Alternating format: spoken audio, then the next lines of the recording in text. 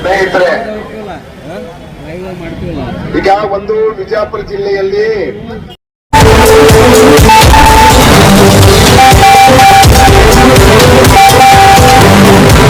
YouTube news में स्वागत है आप सभी दर्शकों का। मैं हूं सानिया।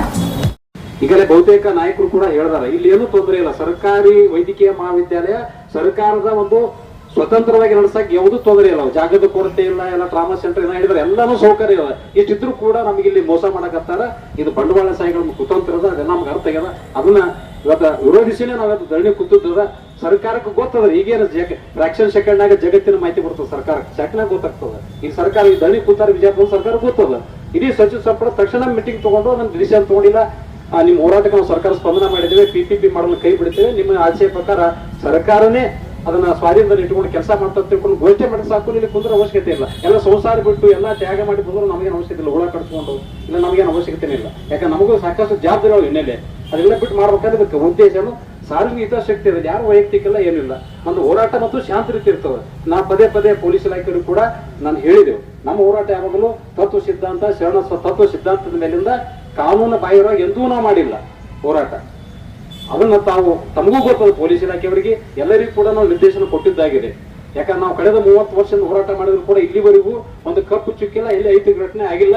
ಮುಂದೂ ಕೂಡ ಅಹಿತಕರ ಘಟನೆ ಆಗಲದೆ ಕಾನೂನು ಚೌಕಟ್ಟಿನಲ್ಲಿ ಹೋರಾಟ ಮಾಡಿ ಇದನ್ನು ನಾವು ದಂಡಿಗೆ ಹಚ್ಚಬೇಕಂತ ವಿಚಾರ ಅದ.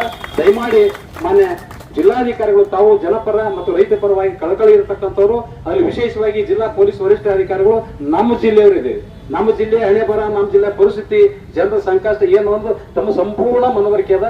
ತಾವು ಕೂಡ ಇದಕ್ಕೆ ಸ್ವಲ್ಪ ತಾವು ಅಧಿಕಾರ ಬೆಂಬಲ ಕೊಡಕ್ ಆಗಂಗಿಲ್ಲ, ಹಿನ್ನೆಲೆ ಸಹಕಾರ ಕೊಡ್ಬೇಕು. ದಯಮಾಡಿ ತಮಗೆಲ್ಲ ನಾ ಇಡೀ ಪೊಲೀಸ್ ಇಲಾಖೆ ಮತ್ತು ಮಾನ್ಯ ಜಿಲ್ಲಾಧಿಕಾರಿಗಳಿಗೆ ಕೈ ಅಷ್ಟೆಲ್ಲ ಕಾಯಿ ಹಿಡ್ಕೊಂಡು ಹೇಳ್ತೀನಿ ನಿಮ್ಗೆ, ನಾವು ರೈತರ ಜನ ಎಲ್ಲ ವೇದಿಕೆ ಪರವಾಗಿ. ಅದಕ್ಕೆ ಈ ಹೋರಾಟ ಶಾಂತಿ ಇರ್ತದೆ. ಯಾಕಂತಂದ್ರ ಇದು ಏನು ಮುಗಿತದ ನಾವು ಹೇಳಂಗಿಲ್ಲ, ಸರ್ಕಾರ ಮುಗಿಸ್ಬೇಕಿದೆ ನಾವು ಘೋಷಣೆ ಮಾಡಿದೇವೆ ತಿಳ್ಕೊಂಡು. ಸರ್ಕಾರ ಕೈಯಾಗಲ್ಲ, ನಮ್ಮ ಕೈಯಾಗಿಲ್ಲ. ನಮ್ಮ ಸರ್ಕಾರ ವಿರುದ್ಧ ನಾವು ಇದು ಯಾವ ವೈಯಕ್ತಿಕ ಅಲ್ಲ, ಯಾವಪ್ಪ ವ್ಯಕ್ತಿಗತ ಅಲ್ಲ, ನಾವು ಯಾರಿಗೆ ಬೈಯಂಗಿಲ್ಲ, ನಿಂದನೆ ಮಾಡಂಗಿಲ್ಲ. ನಮ್ಮ ಅನ್ಯಾಯ ಆಗೈತಿ, ನಮ್ಮ ನ್ಯಾಯ ಕೊಡಿಸಂತ ಇಷ್ಟೇ ಒಂದು ವಿಚಾರದ. ಸರ್ಕಾರಿ ವೈದ್ಯಕೀಯ ಮಹಾವಿದ್ಯಾಲಯ ಸ್ವತಂತ್ರವಾಗಿ ಸರ್ಕಾರದ ಅಧೀನದಲ್ಲಿ ನಡೀಬೇಕು ಹೊರತಾಗಿ ಯಾವುದೇ ಬಂಡವಾಳ ಆಗಬಾರ್ದು, PPP ಮಾಡಲ್ ಆಗಬಾರ್ದು ಅಂತಕ್ಕಂಥ ಒಂದೇ ನಮ್ಮದು ಆಗ್ರಹದ. ದಯಮಾಡಿ ತಮ್ಮ ಇಲಾಖೆಯವರು ಇದಕ್ಕೆ ಸಹಕಾರ ಕೊಟ್ಟು ಯಶಸ್ವಿ ತಾವೆಲ್ಲರೂ ಕಾರಣೀಭೂತರಾಗಬೇಕಂತಕ್ಕಂಥದ್ದು ತಮ್ಮಲ್ಲಿ ಮತ್ತೆ ನಾನು ಮನವಿಯನ್ನು ಮಾಡ್ತೇನೆ. ಈಗ ನಮ್ಮ ಅಂಗವಿಕಲ ಕ್ಷೇಮಾಭಿವೃದ್ಧಿ ಸಂಸ್ಥೆಯವರು ಒಂದು ಮನವಿ ಪತ್ರ ತಂದಿದ್ದಾರೆ ಸರ್. ಅವ್ರು ಅಲ್ಲಿಗೆ ಬರ್ತಾ ಇದ್ರು. ಮತ್ತೆ ಈಗಾಗಲೇ ಕೂಡ ತಮಗೆ ಮನವಿ ಪತ್ರ ಸಲ್ಲಿಸಿದ್ದೀವಿ. ನಮ್ಮ ಹೋರಾಟ ಸಮಿತಿಯಿಂದ ಒಂದು ನಿಯೋಗದಲ್ಲಿ ಬಂದು, ನೀವು ಆಗಲೇ ಪ್ರಸ್ತಾಪ ಪಡಿಸಿದಂಗೆ ಸಾಕಷ್ಟು ಡಾಕ್ಯುಮೆಂಟ್ಸ್ ಇನ್ಫಾರ್ಮೇಶನ್ ಇರೋದ್ರಿಂದ ನಾವು ಇನ್ನೊಮ್ಮೆ ನಿಯೋಗದಲ್ಲಿ ಬಂದು ತಮ್ಮನ್ನ ಭೇಟಿ ಆಗ್ತೀವಿ ಅಂತ ಹೇಳ್ತೀವಿ. ಈಗ ನಮ್ಮ ಅಂಗವಿಕಲ ಕ್ಷೇಮಾಭಿವೃದ್ಧಿ ಸಂಸ್ಥೆಯಿಂದ ಒಂದು ಮನವಿ ಪತ್ರನ ಸಲ್ಲಿಸಬೇಕು ಅಂತ ನಾವು ರಿಕ್ವೆಸ್ಟ್ ಮಾಡ್ತಾ ಇದ್ದೇವೆ.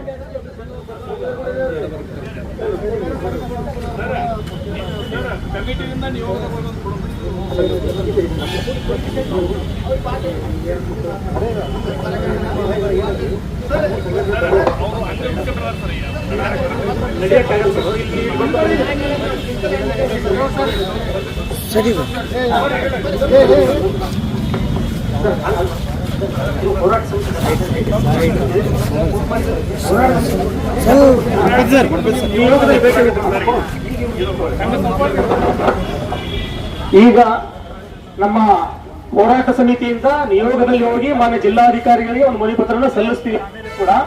ಈಗ ಸದ್ಯಕ್ಕೆ ನಮ್ಮ ಅಂಗವಿಕಲರ ಕ್ಷೇಮಾಭಿವೃದ್ಧಿ ಸಂಸ್ಥೆಯಿಂದ ಅವರಿಗೆ ಒಂದು ಮನವಿ ಪತ್ರನ ಸಲ್ಲಿಸುವಂತ ಕಾರ್ಯಕ್ರಮ ಮಾಡ್ತೇವೆ. ಹಾಗೂ ವಿವಿಧ ಸಂಘ ಸಂಸ್ಥೆಗಳು ಕೂಡ ಇಲ್ಲಿ ಒಂದು ಮನವಿ ಪತ್ರ ಕೊಟ್ಟಿದ್ದನ್ನು ನಾವು ಮಾನ್ಯ ಜಿಲ್ಲಾಧಿಕಾರಿಗಳಿಗೆ ಇಲ್ಲಿ ಸಲ್ಲಿಸ್ತಾ ಇದ್ದೀವಿ.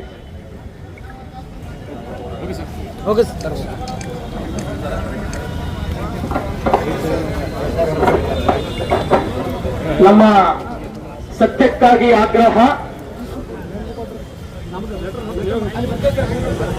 ನಮ್ದು ಈಗ ಇಲ್ಲಿಯವರೆಗೆ ಬಂದು ನಮ್ಮ ಮನವಿ ಪತ್ರವನ್ನು ಸ್ವೀಕರಿಸಿರ್ತಕ್ಕಂಥ ಜಿಲ್ಲಾಧಿಕಾರಿಗಳು ಮತ್ತು ಪೊಲೀಸ್ ವರಿಷ್ಠಾಧಿಕಾರಿಗಳಿಗೆ ನಮ್ಮ ಹೋರಾಟ ಸಮಿತಿಯಿಂದ ಧನ್ಯವಾದಗಳನ್ನ ಸಲ್ಲಿಸುತ್ತೇವೆ.